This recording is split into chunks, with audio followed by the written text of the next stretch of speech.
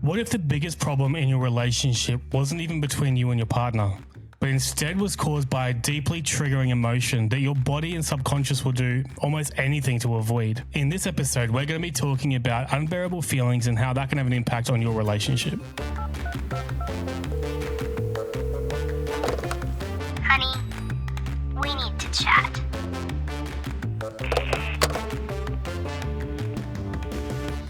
Hey guys, welcome back to another episode of Honey, We Need to Chat. This is the podcast all about communication in a relationship. By you being here, man, that tells us so much about you. It tells us that you are curious about your involvement in your relationship.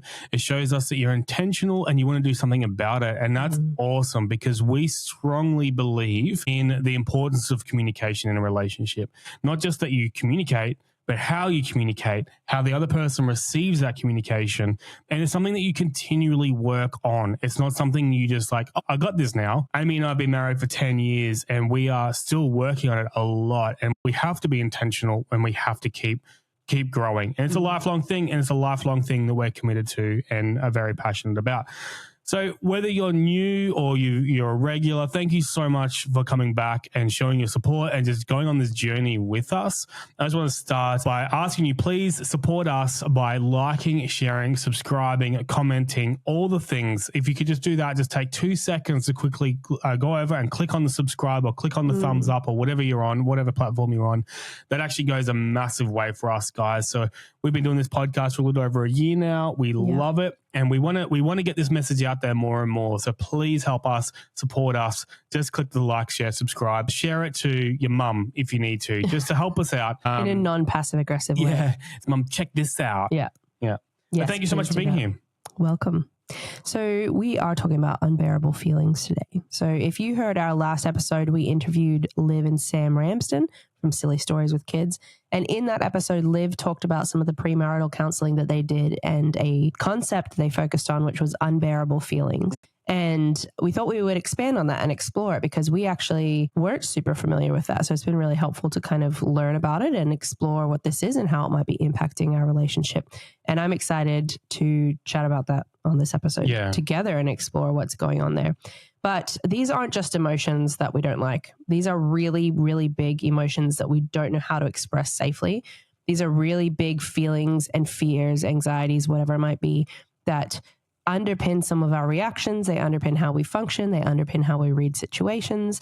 And a lot of the time we might not even be aware that they're playing a role in our relationship or in our lives. We might not even be aware what they are. We might not have words to put to it. So it's a really helpful framework to spend some time exploring because it helps us understand, again, something a little bit more about ourselves. And then that can help us understand how we are showing up in the world and how we're showing up in our relationships and how to strengthen that. So we're going to dive into that. But first, we are going to have a little fun. We're going to throw it right back. So we have a lot of heavy conversations on this podcast. We have a lot of heavy topics, but we like to have some fun, you know.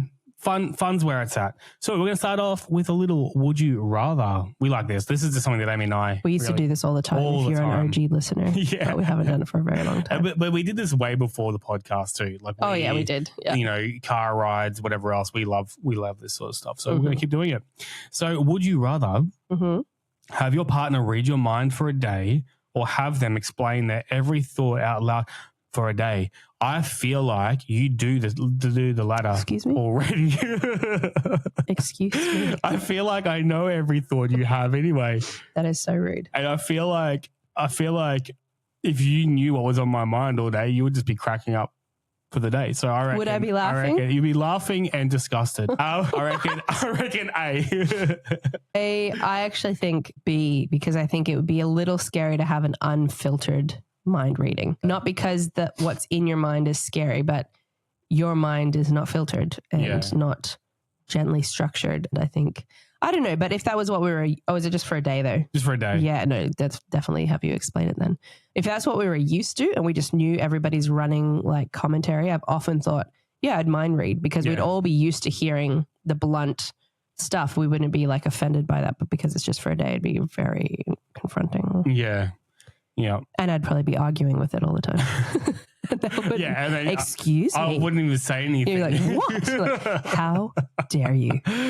Yeah. So that's my thought. What would you guys do? Right in. Put in comments. Alrighty, so let's dive into unbearable feelings on that topic. So unbearable feelings are the ones that don't just feel uncomfortable. They're not things that are like, ugh, I don't like that feeling. They actually feel unmanageable. They are unbearable. They're messy. They're overwhelming. They often feel too risky to share. And like I said before, they may be things you don't even have terminology for. You might not even be aware that this is a really unbearable feeling for you. So it's not just that it's risky to share. It's also potentially you don't even know how to share it. So we bury them, we dismiss them, we push them down, we try to function over top of them. And it's not always obvious ones like anger or grief. Sometimes it's more quieter things. So it could be things like fear that you are invisible, the sense that you're failing even when you're trying your best, the pressure to keep everything running or else it'll fall apart. So they're not just the basic emotions we know, like happy, joyful, angry, mad, blah, blah, blah, blah. They're sometimes very deep and very specific and sometimes a lot more quieter and things that we don't even recognize. Like if we saw it listed on a page, our reaction might not even be to be like, oh, I hate that feeling. Like it might just be so subconscious for you that you don't even know. So some common examples, shame. So the thought that there's something wrong with me, or hyper responsibility. If I let go, everything will collapse. This is something I struggle with a lot. Fear of being too much. If I say this, they'll be overwhelmed. Interestingly, in my coaching, I've had a number of clients say that have a fear of, or a story that plays out for them, that they are too much and they need to squelch that down. Fear of being not enough. So if I speak up, they'll just walk away. Or emotional claustrophobia. Like I feel stuck. I can't breathe. I can't fix this. So sometimes there aren't even words for the emotions. They're just a physical heaviness, a shutdown or a tightness, an overwhelm, but it can still shape how we're showing up in the world and affect how we react. So if you want to try and identify what yours is, and this is something I was really trying to do this week when I was working on this, is ask yourself these things. So what's something that I can't say out loud, even to myself? Like I can't name it. It's too much for me. What do you fear your partner secretly believes about you? If I stopped and slowed down, what feelings would catch up with me? What do I feel right before I get reactive or shut down? What's that feeling that leads to that response? And what would I say if I knew no one else would judge me? So those are just some of the questions. I'm also going to pull this into a resource you can download so you can spend some time, because I think it does take, for some people it might be really obvious, but for some people it'll take some time to identify what it is that might be an unbearable feeling for you. But these are some questions you can do to prompt for yourself what unbearable feeling might be impacting your life. So we have these feelings and then we try to avoid them because they're unbearable. They don't make us feel safe. They make us feel like it's unmanageable. They shut us down. We try to avoid these feelings all the time. There's a deep fear that if we actually feel it, if we press into it, a lot of the time you might almost feel it kind of around the outskirts of your mind, like, oh, I'm getting there, and you just avoid it. And there's a fear that if you press into that feeling, then you'll just fall apart. Or if you press into that feeling, you'll be like stuck or lost or whatever might be going on for you. And often the fear isn't rational. It's not something that's really logical and makes sense. It's a learned reaction. So it could be from your experiences. A lot of the time, it probably is from your experiences growing up, or past trauma, or past experiences or insecurities, the stories that have gone round and around in your head. But they're not rational fears. They're learned fears. So you might have been raised being told that you were too much when you were little. And that's the common story that I've seen in my coaching with some of the women, is just this story that you were too much, whether those exact words came out of their mouths or it was an implication by the reactions of their caregivers or the people around them or their school. There was an implication that they were too much. So they grew up knowing they're too much. They need to be lesser of who they are. Or maybe your big emotions were met with silence or disapproval or punishment. So you grew up being like, I can't show these things. They're not received well, so I need to hide that away. So now your body thinks, don't go there. It's not safe. And so we avoid. There's also a relational fear. So they'll think I'm too needy. When you're interacting in your relationship, these might play out because at its core, it's like my partner will think this about me if I show them this true unbearable feeling. They'll try to fix it and miss the point. They'll get defensive and make it about them. So there can be relational fears impacting why we're avoiding these unbearable feelings too. We also tend to discredit our feelings if we can't explain them logically. And this is a huge one for me. Like, I don't discredit it. I know, I understand that it's legit and it impacts me, but if I don't see the logic behind it or I can't like verbalize it, I feel really silly. And so we might be hiding these away or not communicating about them because we can't explain them logically because they're not a logical thing. And so we're actually taking that opportunity away from our partners because we've decided we're going to discredit them ourselves and we're not going to share them. But emotions don't need permission slips from our brains because they're going to be there anyway. They just need a safe space to be seen. So it's not about them being validated or about them being true. It's just we need a safe space to process them so that they don't get us in this gridlock. Avoiding them doesn't make them go away. It actually just makes them sneakier and it makes it more difficult to identify how it's impacting our lives and it makes it more explosive. So those are unbearable feelings. Spend some time assessing what yours might be, but then that's how we usually react to them. This avoidance, this pushing it down, trying to run away from it because it feels too unsafe. And how this plays out in relationships is if we don't deal with these unbearable feelings and we don't have terminology for it, we don't have that curiosity we've spoken about, how we can identify these differences about ourselves and we know each other better, then we can function better as a couple. If we don't have that because we're too scared and we're avoiding it, then they're going to leak out into our reactions sideways, basically. It could be bottling. So Liv talked about in our episode last week that she bottles and things just build up. So bottling can turn into resentment. And we've talked about resentment and we've talked about the implications of resentment. Contempt being one of the 4 horsemen from the Gottman Institute about relationships. And it's a huge issue for relationships when contempt builds. So bottling can turn into resentment, which can turn into contempt. And that's a real trap. So you can smile and hold it all in, act like everything's fine, keep the peace, but the pressure is building inside until it all just tips over or it explodes. Another way it might be playing out in our relationship is exploding. And this can lead to shutdown. So you finally let it all out, like big explosion out of the blue. For one thing, takes your partner by surprise because they're like, whoa, what is going on? But then you feel ashamed, misunderstood, or emotionally exiled, whatever might be going on for you. And so then you shut down. And again, we've spoken about 4 horsemen, stonewalling and how impactful that is to relationships. Exploding can lead you to then shutting down and stonewalling. So can numbing. So numbing can cause disconnection. You scroll, binge, work, or stay busy, but underneath it, you're feeling really lonely or unknown. And so if you're numbing these things, you're just trying to push them away, numb them, make them not feel anything, then you actually start to remove yourself from relationship and you isolate yourself mentally and emotionally. And that is really unhealthy for working through things because the things that sit in our brain in the dark, they just sit there by ourselves without being expressed. They really fester. But when we can communicate about those things, that's when we can get some clarity and work together in bringing the lightness to those things. So numbing actually just pushes you further away from your partner, from the world, from relationships, and from your partner. And the last one in this list of things of how it might play out in your relationship is overfunctioning. And this ends in burnout. Again, we've spoken about burnout. All of these things connect so much to these other areas of relationship. But you carry the load, you make everything work, and then one day your system's just like, no more. And burnout, if you haven't listened to our episode yet, hop on over and listen to that one. But it impacts your whole life. It impacts your physical, mental, and emotional well-being. It impacts your relationships or impacts your work. And it just leads to an implosion, basically, even though you're trying to, so you're over-functioning in the hopes that you're going to compensate for these feelings that you haven't processed, but really you're leading yourself to burnout, which is just going to implode. Yeah. And on that really quickly, if you're resonating with that topic right there is relational burnout and stuff, I would really recommend for you to go check out our episode on relationship burnout on episode 43. That's going to be in the show notes for you.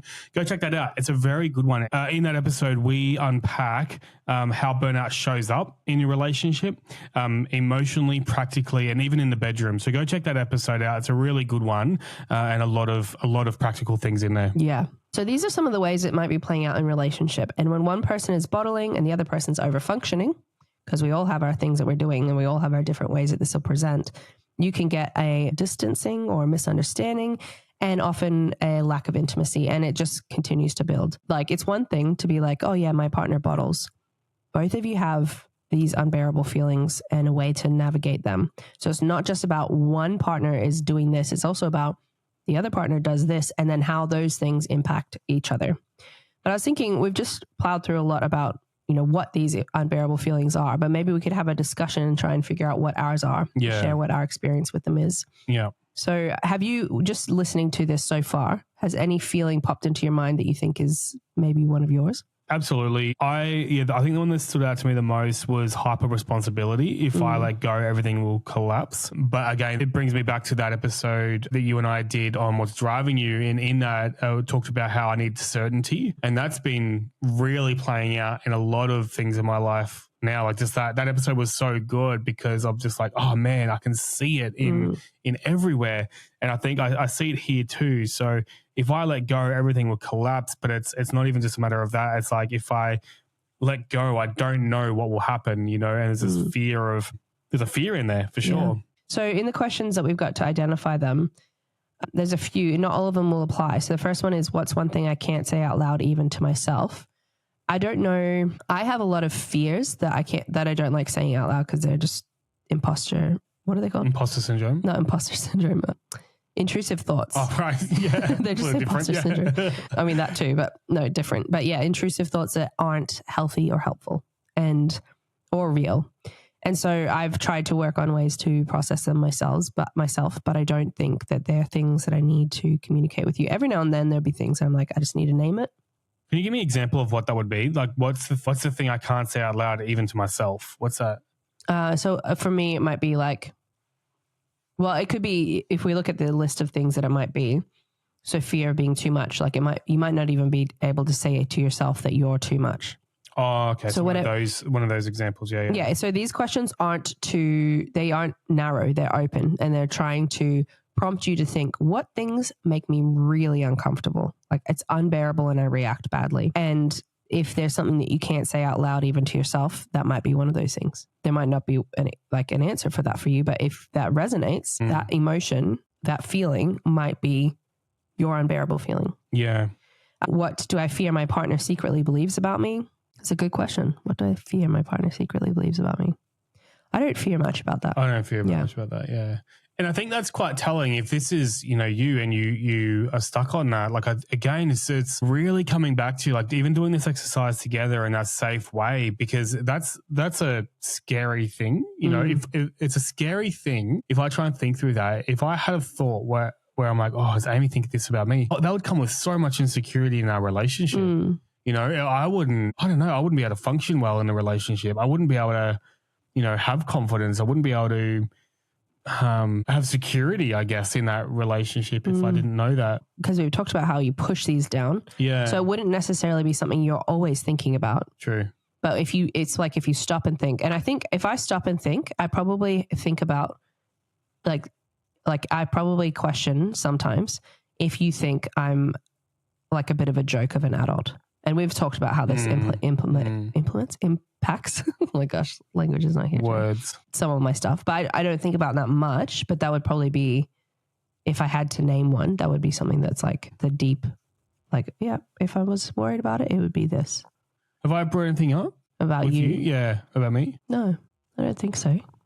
I'm trying to think through now, because that's the thing is like you said, it's just that stopping and reflecting and thinking through that. And I'm sure there is something there, but I think, again, this is why this exercise is so important to go through individually and then together, because it's not that I'm saying that people wouldn't feel these things, but if you do, I could see how much insecurity that could bring into your relationship would then feed into so many other triggers and fears.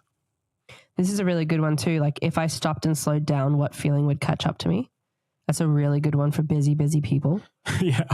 I thought that I would stress out. Yeah. Like I would get, not that I'm busy, but I struggle with burning myself out in a professional sense and just a life sense, right? I've really struggled to sit still and not do something. And I'm not sure what that is. Like I'm not sure. I haven't reflected on that enough to know, like, am I running from something or a feeling?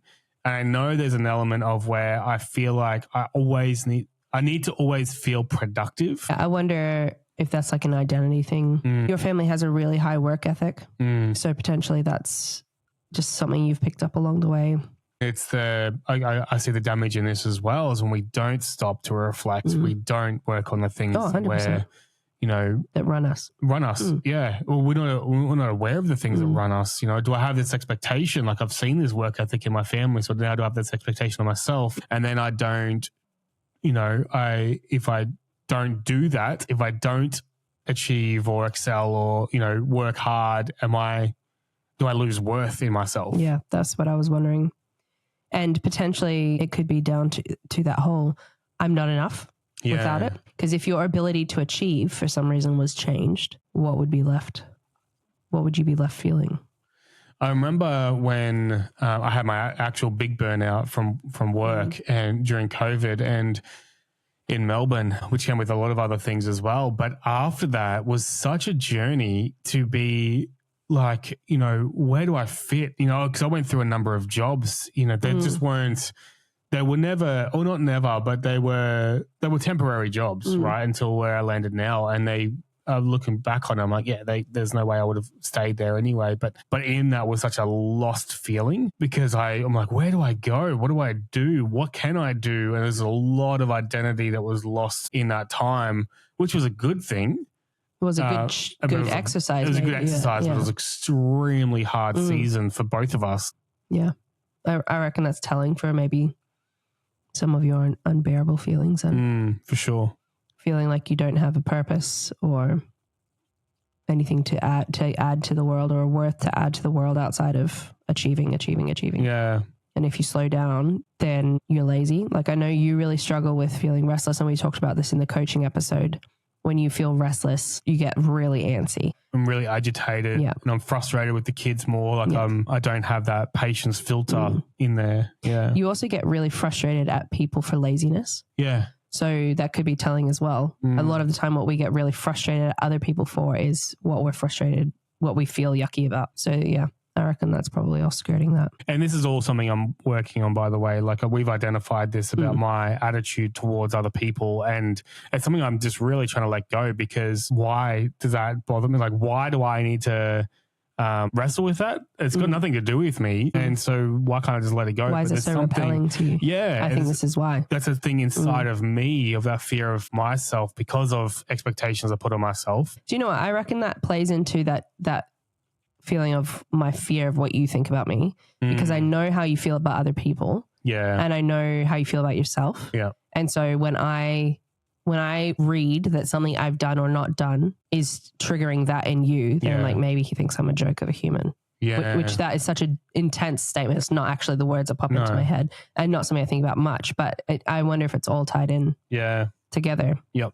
And then that ties into my own like identity around being an established, independent, like adult that can do things, like capable. That's probably a good word. Yeah.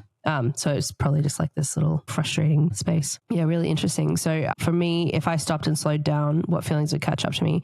When I was trying to process what mine might be, one question to ask is, another question that's not on here actually, is what was the last time that everything just felt too much? And for me, the other day, I was giving my kid his supplements, our oldest son, his supplements, because he's had to be on these things for some health stuff this year. And I was just like, we're almost at the end of the supplements. They're really expensive. And all of a sudden it caught up to me, like, I can't maintain this for the rest of his life. And it's like such an over like exaggeration of the situation, the reality of the situation, I should say. But it was like, it's so complex. His health stuff is not that complex. It's just my brain makes it really complex. I feel like found some clarity and a way forward with these supplements, but we're almost at the end of them and they're really expensive and we're tight on budget, and like all these things started to spiral. And I realized that when I work through things, I like hyper fixated on an answer to something. Like I want to figure out why it's not working to the point where if I can't spend, like I get really distracted and I just really spend a lot of time trying to figure out how to make this thing work or figure out what's going on. And so it's like a big knot. And I'll like, you know how when you're pulling something apart that's all knotted, you find the thing that moves a bit and you can kind of see the way. And then every now and then you get to a point where it's so knotted that it just doesn't budge in any direction. And you're like, ah. And I feel like my brain does this thing where I'm like really calmly, like very invested in the process of unknotting this thing. And every now and then, if I lose focus on that, if I get distracted by something else or I get overwhelmed, all of a sudden I'm like stuck in the middle of this knot and I don't know how to keep going forward, but I also can't reverse it because it took so much energy to get to where I am to like reverse, figure out what I was doing, that then I just have this moment of like frustration. And I get that way, like sometimes, this is such a silly example, but like I'll fix a tech issue. So I like figure out this workaround to a problem or something. And then, but to then replicate that is so exhausting to me because I'm like, oh my gosh, the energy and the like puzzling and whatever, I didn't record the process. I just figured it out. Then to have to go back and redo that is like, so exhausting. Yeah. And so I do have this sense of like, I think for me, the unbearable feeling is I feel like I hold everything together. And this is definitely something from my childhood. Like I am responsible to hold everything together, that if I let go, I don't know what will happen. And that's kind of like what I'm left with is just like, I don't know. And you just pushed into that feeling. My answer to that is I would panic. I would get into like a panic zone and I don't know if I could function. This is a really, really good one is what do I feel right before I get reactive or shut down? And I think this would be relevant to both of us, probably to everybody. Yeah. In those moments where you get really, really overwhelmed, what are you feeling in that process? Like physically feeling my head. I feel it in my head. Like, right. So if I'm getting overwhelmed, like it's just this, like, it's not necessarily an ache. It's like adrenaline, I guess, rather than in my body. It's in my head and I just become numb and just like, what is going on? Like I don't make sense of things. So I feel it physically in my head and then I notice that my brain just shuts down. I'm like, I don't know. There's so much noise. I've got so many questions coming up. I'm talking about the kids here. They are 100%. Like I've got so many questions coming at me right now. Like what is going, and I just can't regulate the amount of noise or information coming in. I wonder if that comes down to that, the certainty again as well. Like it's an out of control situation. Yeah. Yeah. Yeah. It feels very out of control. And I just, I don't know. I just don't cope with that. Yeah. I wonder what the feeling is that leads you to that, because it'll be one kid saying something, then another kid saying something. Yeah. And then all of a sudden all the kids saying something and your brain is not caught up with what's going on. And that's when it's like, yeah. Because I'm fine if it's one kid. Yeah. To a point. Like when they start like having a meltdown or something, then I'm just like, what is going on? Again, like I just can't, because I think it's like I don't understand their emotion, and it's like, well, I don't know how to respond to that emotion because what you're like, how you're reacting is so big, and in an adult sense, that does not make sense, right? Like you know that's not how you deal with those situations. But the kids, like, of course they're going to deal with that. But for some reason, it's like I have this expectation that they should be acting differently. And I need to work through that moment of like, well, okay, I can't have that. That's not a fair expectation on them, though. So it's like this, and then I go down to like even this shame thing, you know, this shame element of it, of like, well, I don't like that I have this expectation. I get frustrated that I have this expectation on them, and then I get frustrated at myself, and then that just fuels the overwhelmness. It's like, because I have this expectation on myself of like, why don't I? You know, I know this isn't what I want to do, but I am doing it, and I just spiral. Yeah, I wonder what expectation it is you have on them. Like, what is it you expect of them that they're not, and then of yourself that they're not doing? Well, I think the expectation is that they act like adults, but it's not a good expectation or a realistic expectation.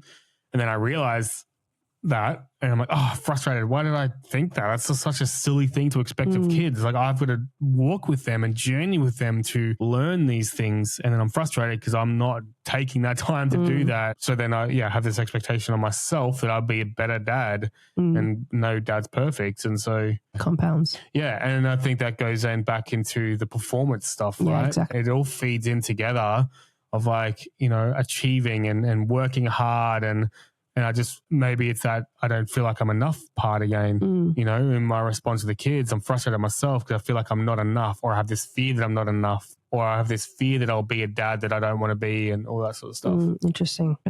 All within the span of 1 second. That's how quick. A lot of emotions in those things. And that's the thing is, if we don't take the time to reflect and unpack, you know, it's easy for me to look at those situations and be like, oh, this is the reason, and then move on. But like just then I'm like, well, no, it's this that feeds into this, that feeds into this, that feeds into this, that feeds into this. And we're so much more complex than just this one thing. Yeah. And a lot of parents in this situation, including us at times, would identify, they would have this play out. To be clear, this exact thing happens with me as well. They'll have this play out and then they'll be like, it's because you guys are being so like difficult. Yes, it's triggered by an overwhelm from the kids, but it's not because they're being difficult that this is how you've reacted. Just like they're not regulating their emotions, you're not regulating your emotions. But a parent would often look at that and be like, you guys are being difficult. Stop being difficult.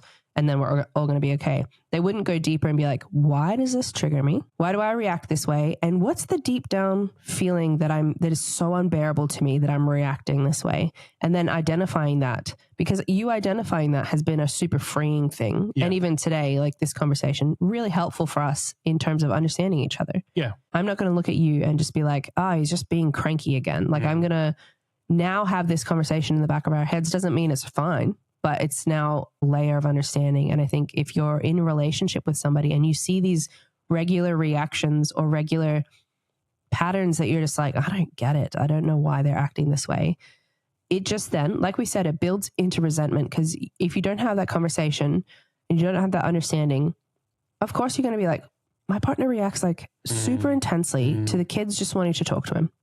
And that's just going to build into this big like resentment thing. I sometimes feel, because of my childhood, I will overextend in terms of taking responsibility for making sure that they don't push you through that. And then that's not healthy either. No. And so it just becomes this back and forth. Us understanding these things about each other helps us to unpick that and get more clarity in that. And then helps us work and support each other in a way that's better, so we can move forward and be more constructive, and even helps our kids understand that about us. So instead of them just seeing mom and dad get cranky, they see mom and dad get cranky, they apologized, and they've explained that they just get so overwhelmed, and that feeling really prompts like a feeling of just not being enough and that kind of thing. Imagine understanding that about your parents. And we've been really trying in this area, but it's hard when you're still trying to unpack it yourself. But we've been trying our best. So, you know, with me being overwhelmed and I've reacted in a bad way, either to you or to the kids, we try and take the kids on that journey. And like you just said, and just sort of walking them through it. And it's never excusing our reaction, but it's just helping them to understand it. So, but also helping them to see what we're actually doing about it. Because I think it's one thing, we see this a lot, even outside of relationships, identify something.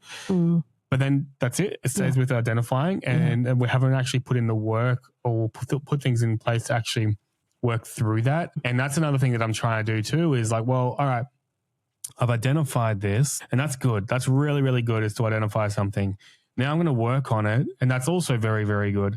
But if I'm silently working on stuff too, that's not helping them. It's not helping you, because for you, whenever I react that way, you're still seeing me reacts that way. You have no idea of the thing that I'm actually working on. And, you know, I see this sometimes in some couples. I would say like, oh, you know, you're doing this again. It's like, well, I've been trying. It's like, well, yeah, but they didn't know you were trying. You know, I haven't seen any different, that you haven't communicated anything outside of you identifying it.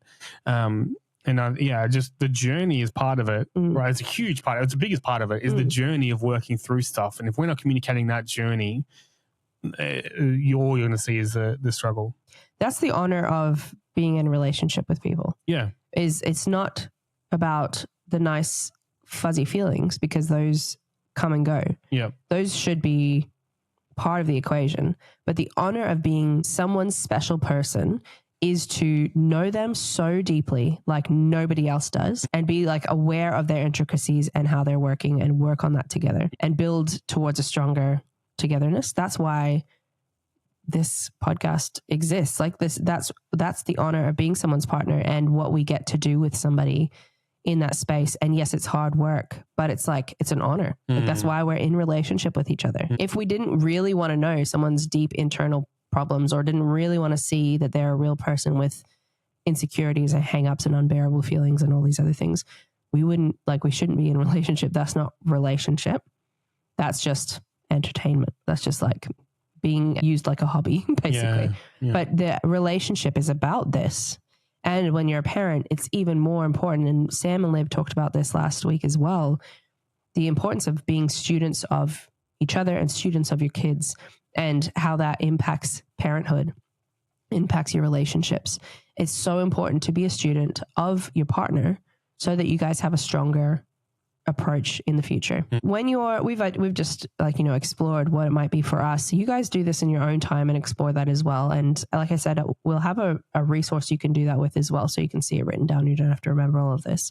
But once you start to identify what is an unbearable feeling for you, what's going on for you, then we can working on them, putting things in place to help support you in this space as an individual and as a couple. So ways you can do this is starting small. Like we've said, you might not have terminology for it. You might not even understand the depths to which these things go or where they come from or anything like that. So don't feel like you have to have this beautifully well-presented description of what's happening and why and all of this stuff before you bring it to your partner. That's not what you need. So you can start small and even clumsily, like just name it. Just say, I'm feeling really heavy right now. This is feeling really overwhelming and I don't know what to do with it or why. And you're just naming it in the clumsy, broken part, bringing your partner into that space, helping get it out of just your head and your heart and out into the world so that there's some freedom and clarity there. And you're pushing past that awkward first step and just being like, all right, we're just going to name it and then we're done. And then we can start to get some clarity around it. And I want to say too, if you need help in this process, like write in, go to honeyweneedtochat.com, Absolutely. write in, because we read all of these emails, by the way, and I genuinely mean that. We do read them. And so write in and we can be that like sort of person that you process with. Just get it out there. Doesn't matter how clumsy it is. It's going to come from no judgment from our side. And it's just for you to get it out of your head. And then you can start there if you need to, and then go to your partner afterwards. Yeah, absolutely. Totally agree. And if you're wrestling with that, other people are too. So yeah, definitely we're here to help you process that too, if that's helpful. You can share it without expecting a fix. That's also probably really important. And the flip side of this is also important, which we'll get to. So you can say, I don't need a solution. I just need to let you know that this is really overwhelming me. Or I just want to say out loud that I'm really struggling with insecurity in this space or something like that. So that you're just getting it out. You're being clumsy and getting it out to break the ice, basically. You can even use a preview if you're like, I don't have the emotional capacity to have this conversation right now. You could say, hey, I'm working through something that feels pretty heavy. Can we find a time to chat about this when it's not chaotic? So you've given your partner enough information. Try to do it maybe in a way that doesn't make them feel like, what's coming? But like enough information to say, I need to talk about this, but I can't right now. Can we find a time? So they've got it in their mind, we're going to have this conversation. Let's set aside a time. And you can both come to it you're ready to have the conversation, and then you can dive into it a little bit more. So that will create an emotional safety for you. That'll help bring some clarity and some light into this part of you that might feel pretty dark and heavy and isolated otherwise. And it helps avoid triggering defensiveness or shutting down, because that could also happen depending on what you're navigating. Also remind yourself that feelings are information. They're not emergencies. You don't have to fix it right now. They're information that help you identify something going on for yourself. And that's a really helpful, neutralizing way to look at it. They're pieces of information that will help you identify. They're not an emergency that you need to fix everything right now or feel like it's all in crisis. They're normal. And they are just pieces of information. Ignoring it though, acting like it's not there, is going to just make it louder and louder and louder and louder and feel more and more like an emergency. So just identify that for yourself. It's just information. It's not an emergency. It's not crisis, but also I am going to address it because it's just going to get louder and harder to see that if I keep pushing it away. So then if you're on the receiving end as a partner to a partner that's identifying these things, you don't need to fix. And that's probably really important. You don't need to dive into, okay, let's make this work. And I really struggle with this, but you can just be there and witness and be like honored with them sharing and just be a listening ear. So you can try saying things like, thank you for telling me about that, or that makes a lot of sense, or I'm here for you. Opening a space where they feel safe and they don't feel dismissed or belittled or like they're silly or anything like that. But there's a conversation that can be had and they're someone that you can come back to with this later. Even if you don't fully understand it, even if it doesn't really make sense, just hold on to that. They've shared something deep with you and it might not be clear right now, but that's an honor. And being that safe space for them will mean that they can come back like as you go, as you progress, and share more about this and workshop more about this with you, so you guys can work on a way that's going to be constructive and resourceful. And then once you've started to work on these unbearable feelings and you've identified them for each other, like we've said, you can go through the situations that would flare it up or make you react or whatever with so much more clarity. You can pull things in place to make sure that you've got a process that works well for you and helps you address these things. So if you haven't listened to last week's episode, please listen to it, because Sam and Liv talk about this exact thing. They shared how Liv has had to, because she needs to have this conversation, but Sam was too scared to talk about stuff because he didn't feel clear on it. He just needed to kind of clumsily get it out. She's made a little rule for herself that she's not going to get offended by what he says. She's just going to let him talk until he can clarify it and get it all out and share it. And so he might initially come out with things that don't sound helpful or nice, but that he's just trying to get it out of his head because that's how he functions. He doesn't have any clarity. He just needs to get it out. And so they've found, obviously, looking at their unbearable feelings, they have found a way that works for them. And that's what you can get when you have these conversations and you start to identify them. You can find little processes that will work for you to make things easier. So the overwhelm with the children, like we've over the years, we've found ways that help us with that. We've found things we can support each other in, like giving each other a few minutes or stepping in and helping when we can see that someone's getting overwhelmed with that sort of thing. There's ways that you can work as a couple with this clarity to then help and support each other in that. Without the clarity, you're functioning off the wrong information or a lack of information. You're functioning off offense. You're functioning off surface level readings, assumptions about what the other person is thinking and feeling. And you are not going to be getting anywhere very quickly. In fact, you might be getting the direction you don't want to go very quickly. So those are unbearable feelings. These will play out differently for everybody, but have a look at the free resource, work through that together, try and get a grasp of what's going on for yourself as an individual, because it's super helpful. And then as a couple, so that you guys can be closer and work closer together and find ways and rhythms that work well for you. So we're going to quickly do a reality check corner to really solidify the stuff we've worked on today. This prompt I want you to think about as we finish up this episode. Where are you holding an unbearable feeling in silence? So what's the thing you keep pushing down? The fear, the grief, or the shame, or the pressure that feels too big to name? And what has that silence cost you emotionally, physically, relationally? So what is something that you've been hiding or holding or pushing away that feels too big, but what is that pushing away of it actually cost you? And then a challenge that you can implement today is ask your partner, is there anything you've been too scared to say because you didn't know how I would take it? Is there anything you're holding that you feel too scared to share with me because you weren't sure how it would come across? And just let them talk. You're not asking them to unload everything and to be really rude to you or anything like that. You're opening a door for them to be honest about stuff that they're navigating and holding. And if they do share, just meet it with gentleness and curiosity, meet it with a safe space and not needing to fix it. It's just, thanks for telling me that. And then this is a future pace, just to borrow from the projection of what it could look like to work on these areas in your life. So we're going to borrow that motivation from this visualization of what it could look like to have a bit more freedom in this space. Imagine the emotional energy you'd get back, the safety, the connection, the way you'd show up knowing your inner world didn't have to be hidden. That kind of relationship isn't unrealistic. It's just something that takes practice. And one moment of honesty at a time, and that moment can be today. Alrighty, that's unbearable feelings. It was a good one. I like that. And I like that we dive into those things because, again, it's so important for us to do individually and then bring it back into a conversation with each other. Yeah, and it's a harder one because it's not the 5 love languages, the 4 horsemen, which are really clearly defined. It's more vague and more individual, but it's a conversation and an exploration together, something that could be invaluable to explore. So yeah, definitely worth looking into. Awesome. Thanks, guys. Catch you next week. Good chat.